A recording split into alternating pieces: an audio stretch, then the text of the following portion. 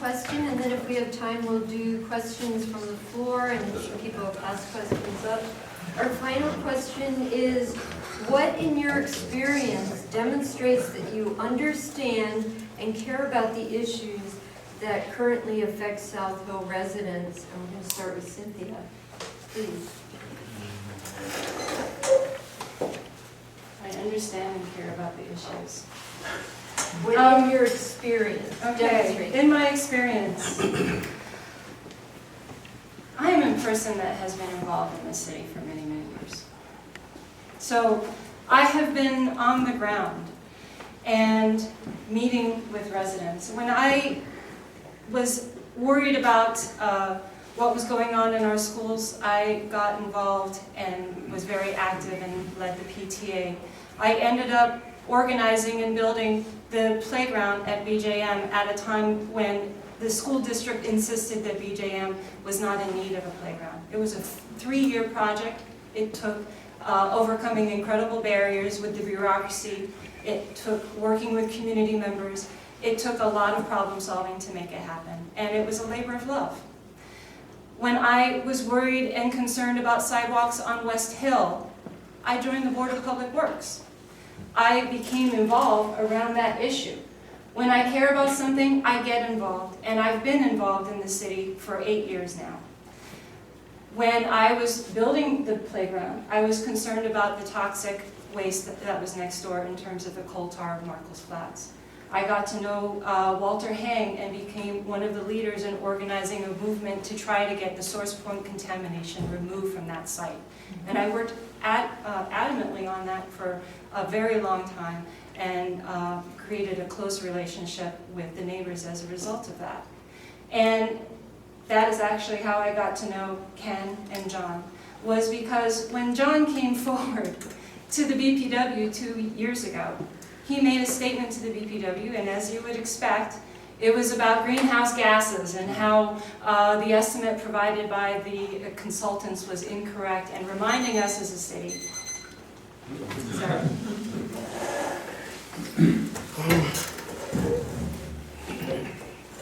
Well, this is the last question.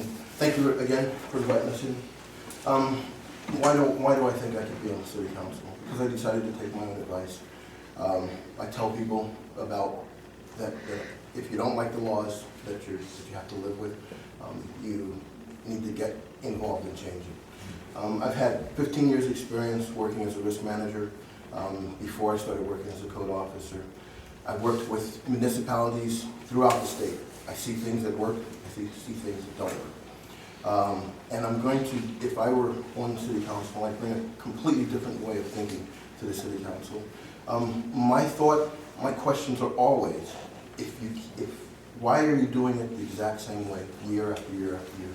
There's got to be a time when you say, the economy has changed, we need to start thinking differently. And I work for a municipality that uses shared services, and I see the economic value of using shared services. As if I were on the city council, one of the things I'd advocate for wholeheartedly is shared services. I don't mean that I'm looking to reduce the staffing in any one department, but I think that we really need to figure out a way to use our services across the board so that everybody can have a break on what it is of the cost of government. Nobody ever wants to have less government, but nobody ever wants to pay for the government they have. And I think that one of the things that I'm going to stand for is to make sure that we have the money to pay for government. We have the way to have a very efficient government, because of my experience working with other governments, and for us to have a way of regaining the quality of life that we need to make the city great. We have a small city, but we have big city problems, and we need to start looking at it that way. Thank you. What in my experience can convince you that I understand and care about the issue on South Hill? Let me speak personally. I'm from Earlville, New York. You know where Earlville is? Yeah.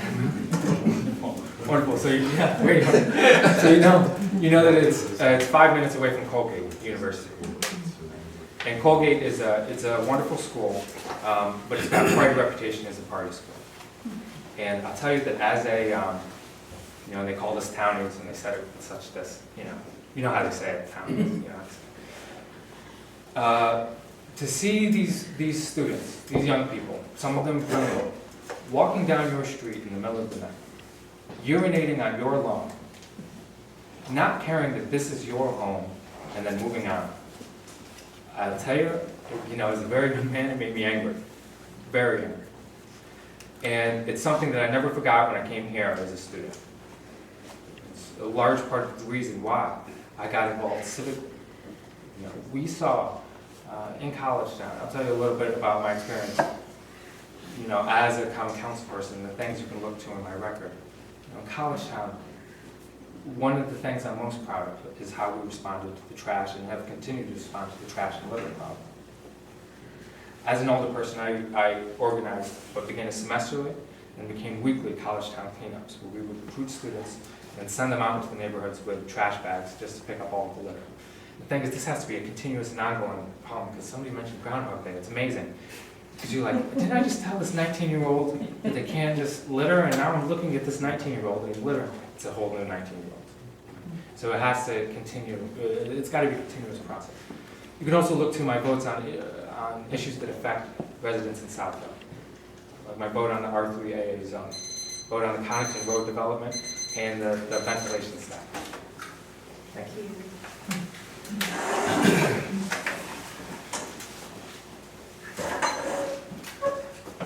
I think for everybody here at this table, I probably have the most public record of looking at what my experience is.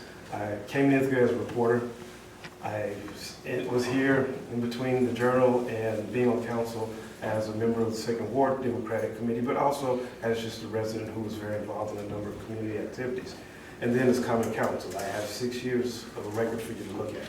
And all of those things, you'll find that it supports what my platform is. My main message with my campaign is that I'm trying to build a government about the community. Hey, excuse me, one more time. A government about community, a city about its people. And every step along the way, I've done my utmost to make sure that I am somebody who has been supportive of legislation and procedures and changes that support people. And I'm not a supporter of things that impose government restrictions on people unnecessarily. As a reporter, one of my first introductions to South Hill was the pictures of the little children along Hudson Street when you were trying to get some attention here about the problem of speeding. As a reporter also, I've written about the stories of how crime is migrating, particularly drugs, migrating from downtown up through South Hill into Coddington Road and further out into the town. Excuse me. One of the things about this community, particularly about your neighborhood, is your school, South Hill Elementary. The whole flat of when former Principal Okama was being just moved unilaterally. The superintendent at the time could do that, but it was done without regards to the neighbors. And everybody here jumped up. And it amazed me. It's like, wow, this is what the power of community can do. These are the kind of things that leadership in City Hall has to be able to embrace and work with and empower more so. I think as a council member, I would do all of these things that I'm talking about here. I would support that because one of the things for me is that it's transferable. Being downtown, representing the Second Ward, all of these things are a microcosm for what we deal with. So there's nothing new, and I would do more to continue what I've talked about and even more so with all of your help.